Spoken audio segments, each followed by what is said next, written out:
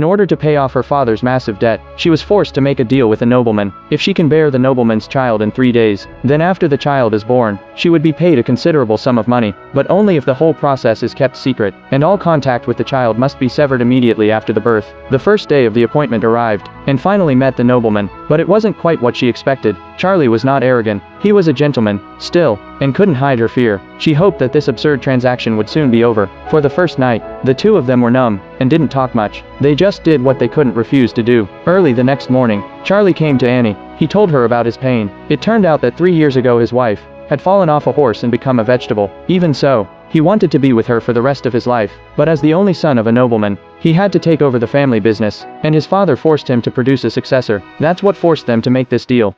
Then, sir, since neither of us are here for our own pleasure, perhaps what we do isn't so very wrong.